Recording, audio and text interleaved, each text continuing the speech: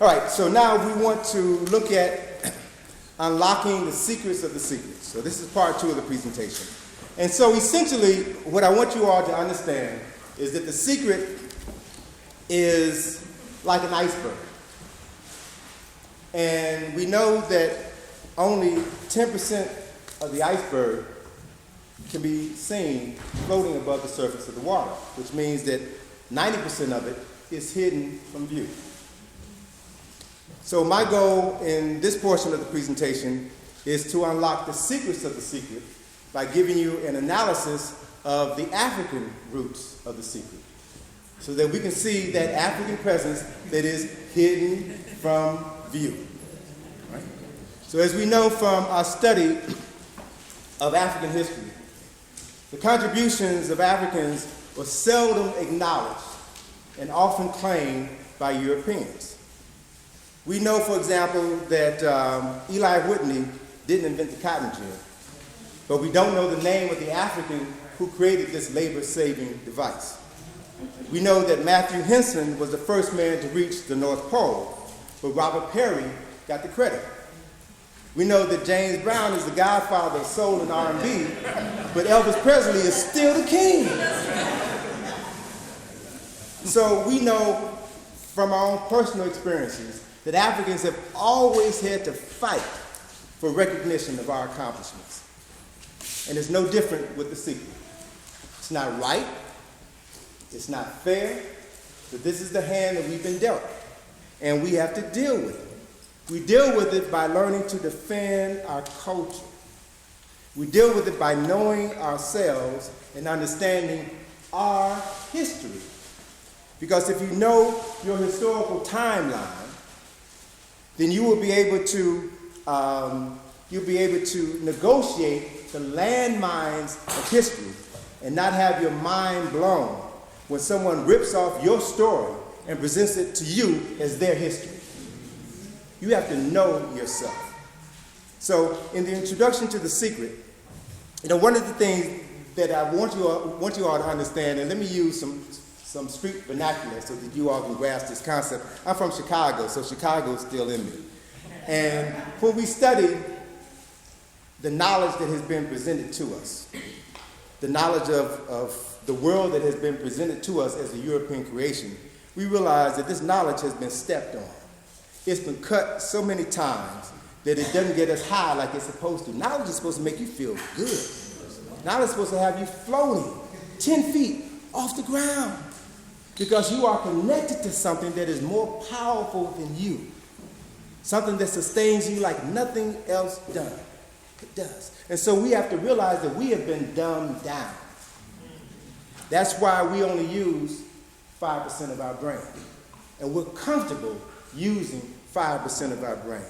Many of us aren't even interested in developing other aspects of our consciousness. And if you come to a lecture such as this, or Lord knows if you travel to Africa, folk are going to look at you like you're crazy. If you're reading books instead of going to parties, folk are going to say, you're trying to act white, as if white folk have a monopoly on knowledge. It was our parents who were the creators of culture and civilization, and we have to understand that. And so what I want us to do is to apply the misinterpretation of history to The Secret.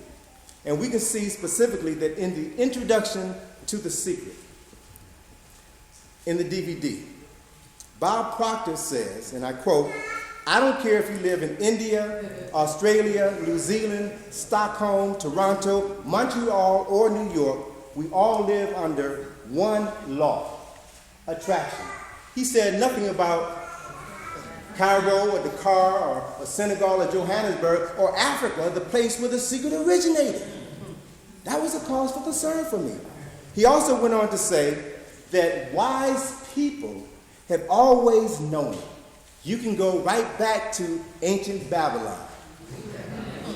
See, now those who've studied Kemet know that there is a battle in academia between Kemet and Babylon, because Europeans and others want to move, now that Africans have begun to claim Kemet, what European academicians have done is to move the focus, the locus of culture and civilization out of Kemet to Babylon. That's a game that's being played.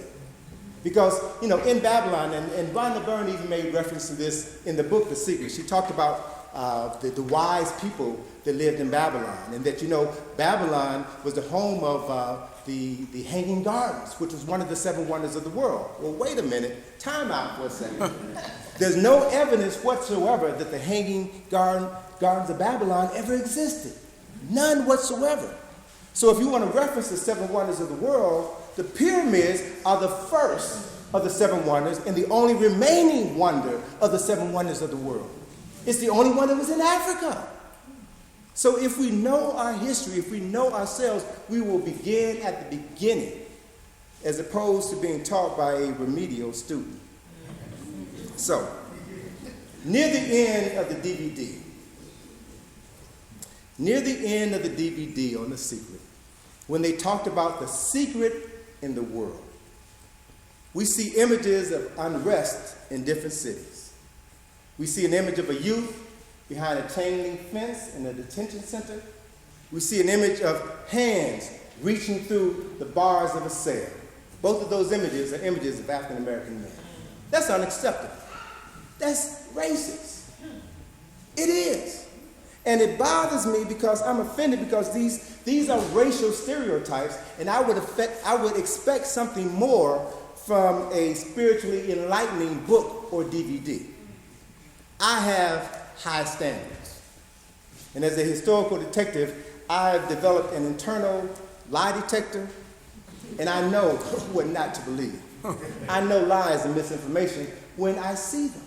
And so we have to develop the same critical eye. Experience has taught me to be suspect of anyone who references ancient Egyptian spiritual traditions, but does not portray the Egyptians as African. That's right. If you can't deal with that fundamental truth, then what can you teach me?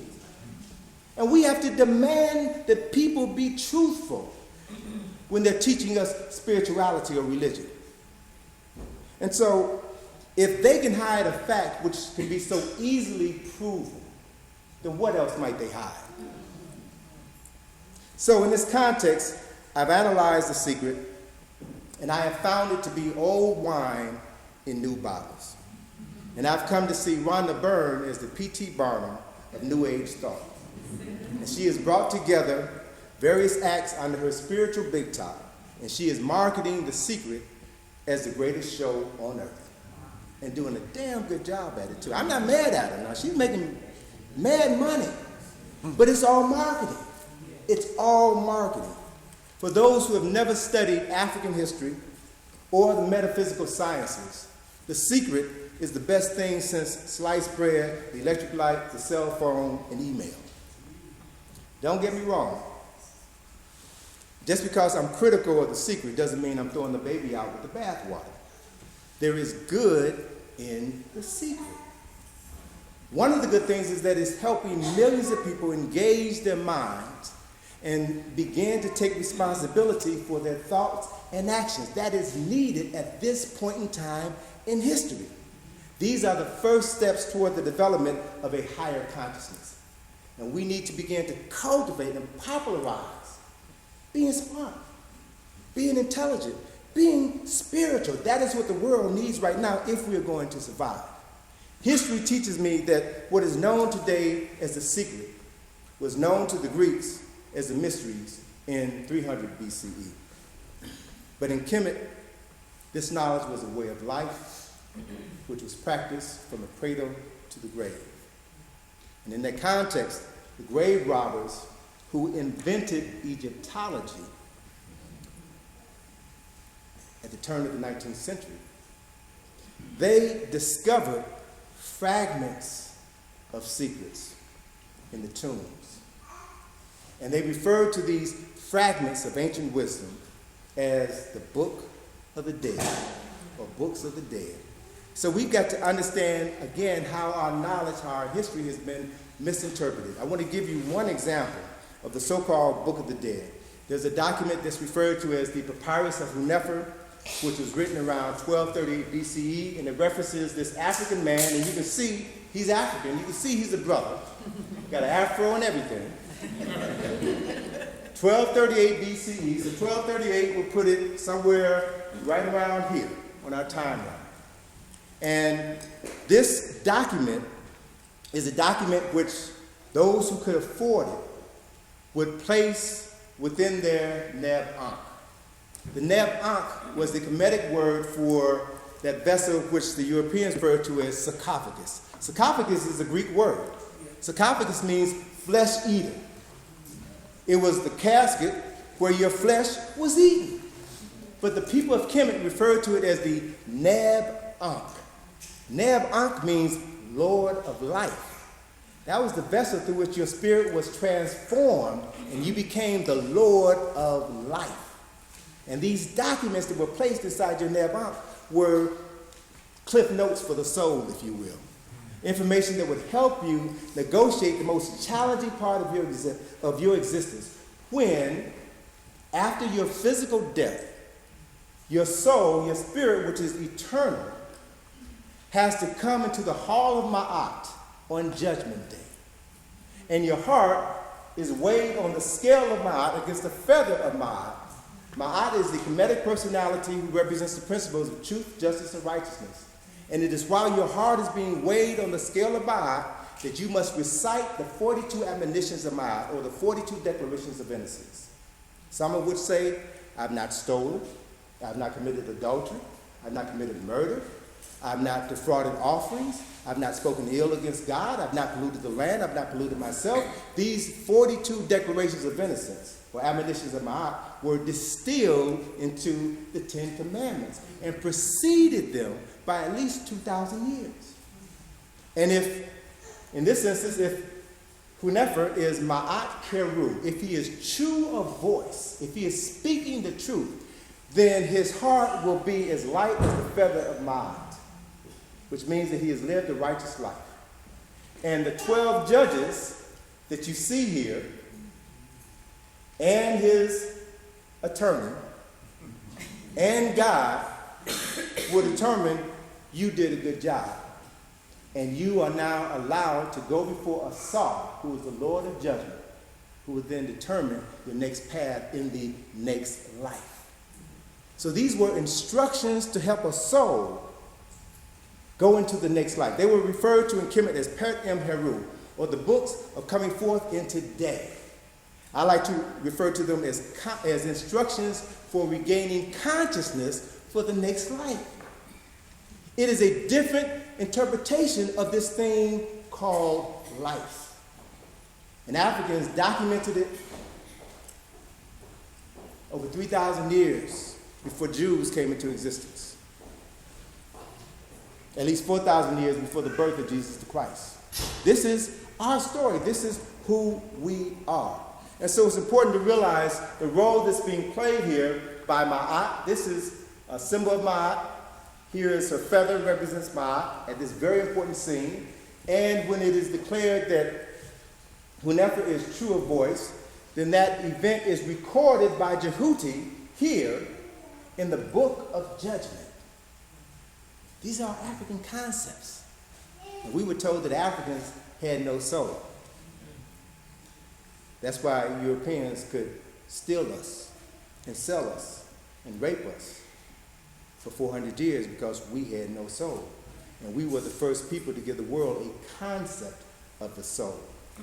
And so what we have to begin to realize is that we know a whole lot about the books of the dead. There are dozens and dozens and dozens of books about the so-called Book of the Dead. But the real issue is, where are the books of life? Europeans would tell us that the Egyptians had a preoccupation with death. No, they didn't have a preoccupation with death. They knew that the soul was eternal. They had a preoccupation with life, hence the need to give instructions for the soul to get through the underworld so that they could be reborn into the next life. Where are their books of life? You don't hear about those. Where are their instructions for how to live as a spiritual being having a human experience? They exist. But they're in private collections, in museums, and libraries throughout the world. They don't talk about that because we're supposed to focus our attention on death and not on living. It's important for us to understand that the curriculum that was developed in ancient Kemet was designed to teach spiritual beings how to live as humans in a material world full of spirit. So that if you follow these instructions, you could literally create heaven on earth. And that's what these Africans did for 3,000 years in Kemet. That's why they were able to create things thousands of years ago that cannot be duplicated today. They had knowledge that we can't even dream about. And so it's important to realize that the teachings of Ma'at and Jehudi were the cornerstones for this African educational system. So let's examine them briefly. Some of the principles associated with Jehudi can be best expressed in what is known as the 10 virtues. And the 10 virtues are control of thought, control of action, steadfastness, identity with higher ideals, evidence of a mission, evidence of a call to spiritual order, freedom from resentment, confidence in the power of the master, the teacher, confidence in your own ability to learn what is taught to you, and then preparation for initiation. The first three, to me, are the most important. Control of thought. Control what you think. Because what you think determines what you do. So if you are thinking right and doing right, you want to stay on that frequency. You want to be steadfast with that line of thought and that line of action, which then moves you to begin to use 10, 15, 20% of your brain. And as a result, you begin to identify with higher ideals, things that you couldn't relate to when you were functioning at a lower level. You identify with these higher ideals, you will then experience a call to spiritual order. You will begin to understand what it is that you were supposed to do. And as you experience this call to spiritual order, you'll find that your friends, your loved ones, your family members want to pull you down. Who do you think you are? You don't want to hang out with us anymore. You've changed. But you have to be free from the resentment that is going to be directed at you simply because you chose to follow a higher path. And as you move forward, you'll find that a teacher will come when you are ready to introduce you to what is needed to help you move to the next level. And when that teacher comes, you have to be open to receive the instruction. Stop challenging and questioning everything. There's a point in your life where you need to shut up, open your mind, and do as you are instructed to do. If you have a teacher who is worth following. And once you provided instruction, then you have to have confidence in your ability to apply what you've learned in your life. Stop second-guessing yourself. Know, and act on what you know. Don't try to do something. Do it. It's a profound difference in thinking. And then once you do that, then you can begin to go out into the world and function as a spiritual being having a human experience. And what you'll find is that once you begin to elevate yourself, this process starts all over again. So life is cyclical. We're going around, but we're also spiraling up or spiraling down, depending on how you use what you have here. So these are the attributes associated with thought, Jehudi. Let's look at Ma'at. And also these ideas of this line of thought is symbolized by a triangle pointing up, which represents man or mind moving from a lower physical state upwards into the universe to a higher spiritual state. Upwards progression of the soul. Now, let's look at the 7 principles of Ma'at. The 7 principles of Ma'at are truth, justice, righteousness, balance, harmony, order, and reciprocity. Ma'at symbolizes the universe, everything. And Raketa Wimby, who's the first African-American female Egyptologist in the United States, Raketa Wimby likes to refer to the universe as the multiverse because it's not just one existence, it's multiple dimensions of existence out here. And all of these multiple dimensions of existence were governed by this African female entity named Ma'at. So when you are raising your consciousness and the triangle pointing down The chalice symbolizes universal energy, universal knowledge flowing to you when you are open to receive it. So if we combine these two principles, then essentially what we see, the principles associated with Jehudi, the principles associated with Ma'at, come together wonderfully in this symbol. Jews call it the Star of David. Arabs call it the Seal of Solomon. It is a symbol which represents the balance and harmony of the masculine and feminine forces which function throughout the material and spiritual world. It represents that which is above, that which is below, that which is within, and that which is without. The totality of your existence, bringing it all together so that you can function as you were designed to function. That's the secret. That's the essence of the secret. And so it's important for us to realize that how this story is played out. According to the Da Vinci Code, which is a good read, and The Secret, they both reference the fact that this knowledge was discovered by the Knights Templars in the 8th century when they found Solomon's temple and the treasure in Solomon's temple. Now, it's important for us to realize, not get sidetracked by material people. This treasure is not material treasure. It's mental. It's a mental treasure. It's a spiritual treasure. And they took this knowledge back to Europe with them, where they became powerful rulers until they were destroyed by the Roman Catholic Church in 1307. Specifically, it was Friday, October the 13th, 1307. And that's when Friday the 13th became an unlucky day in history, because that's when the Catholic Church moved on the Knights Templars and destroyed them, or at least attempted to destroy them and wipe them out. But it's important to understand that the Knights Templars were not totally destroyed, and fragments of this information remain.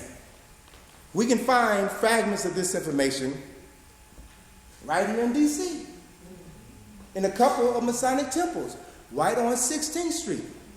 The Scottish Rite Temple at the corner of 16th and Harvard Street has same Kemetic symbol that represents the balance of the masculine and feminine spiritual energy. If you all have ever taken our Egypt on the Potomac field trip, we take you to these sites and we talk about this information. So if you haven't done it yet, the first field trip is on April the 14th, and then they start the first Saturday of the month in May and run until November. You have 2 field trips, so if you haven't gone yet, take the field trip. All right? This is an introduction to what we talk about on the field trip. All right? 13 blocks south of the Scottish Rite Temple at 16th and Harvard is the house of the temple at 16th and S. This is the headquarters for all 33rd degree Masons on planet Earth. In this building, Europeans study African history. They study Kemet. And they proudly study this knowledge. I want to focus your attention on these 2 Sphinx-like statues on either side of the entrances. The Sphinx on the right represents Ma'at. Here's the symbol of Ma'at. The Sphinx has her eyes closed because it represents a mind in deep meditation, tapping into the knowledge and power of the universe. The Sphinx on the left side of the doorway has his eyes open, which represents the application of the spiritual knowledge in the material world. And you notice he has an image of the serpent, which represents some of the principles associated with Jehudi. And the serpent is at the site of the vocal cords, representing divine speech. So these principles have been used for hundreds and hundreds of years. They've been right in front of your face, but you've never been taught how to identify them or how to use them. They are secrets hidden in plain sight. All right? So, what I want us to begin to look at is that and understand that this information has been taught in Masonic lodges and temples throughout the world. But what is known to these people is that this information is not a secret. It's available to anyone who's willing to spend some time, read, study, and apply what you've read and studied into your life. And it also is an acknowledgement that there are many, many secrets that function. And so the important thing to realize is that the original aim of this knowledge was to teach people how to manifest the Creator within by using the laws of vibration, attention, intention, and emotion. This knowledge, unfortunately, was banned because it conflicted with religious dogma, which was designed to limit our development as spiritual beings. This secret knowledge never said that you were separate from your Creator or that you were born in sin. This secret knowledge said that you were born with a Creator inside of you, and to not use this information was sinful. This knowledge is older than any man-made religion. But if you are unaware of who you are and your potential as a human being, then you just might be fearful of this information because it moves you outside of your comfort zone. And this fear will cause you to experience pain, poverty, illness, and suffering, which is a sin. We are all victims of social engineering, and thus we all are strangers of our true identity. Some of you have watched The Secret, others have heard about it, and you're curious because you want to know what you've never been taught. You feel that there's more to life than what you have heard. You're searching for the truth that your soul yearns for. And as you find fragments of these truths around you, you begin to realize that it has always been here. It's always been around us, but we've never been instructed how to identify it or how to use this knowledge for our personal and our collective benefit. It's important for us to realize and understand that in the 17th, 18th, and 19th centuries, Africans fought for human rights. In the 20th century, Africans fought for civil rights. And now, in the 21st century, Africans are seeking to access the right to a higher consciousness. That's what the struggle is right now. A higher consciousness. Whoever controls the information about your life will determine what you're going to do in the remaining years of your life. And what you know will be passed on to your family, so it's going to affect them. It literally has the potential to affect the next 7 generations. So we find ourselves literally standing at the dawn of a new era filled with unlimited potential. We know from experience that light precedes the dawn. We are officially in the dawn of spring. The equinox was last Wednesday. So as a result of the Earth tilting on its axis, being exposed to more electromagnetic energy from the sun, you now see life coming forth out of the dark earth. Life is restoring itself, reclaiming its place in the world. So we have to begin to understand that this process is also happening, but it happens over a protracted period of time, this dawning of the age of enlightenment. We know from experience that if we look back over the last 30 years to the 1970s, we will find that there were many examples of the secret of knowledge and enlightenment that was all around us. But depending on what your orientation was, depending on how you spent your time, you may have been introduced to it or it may have been over your head. This transformative information has the capacity to prepare us for our future. And upon close examination, we will realize that the lips of wisdom are closed to the ears, spoke only to the ears of understanding. And only those with eyes to see saw the light and heard the messages that were transmitted throughout the media in the 70s. It was all around us. And so what I want to do is to share with you a couple of examples that illustrate what was happening in the 70s.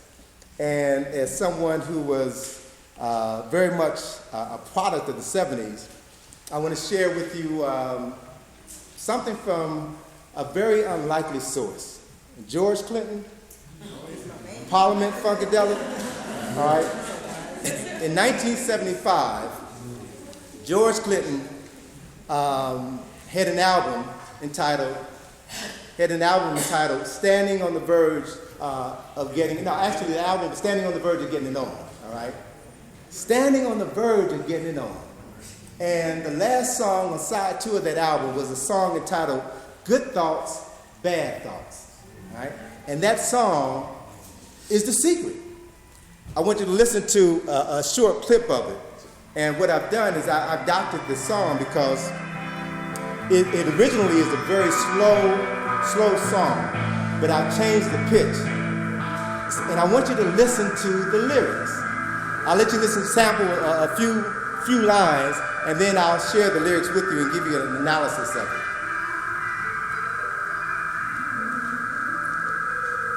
1975.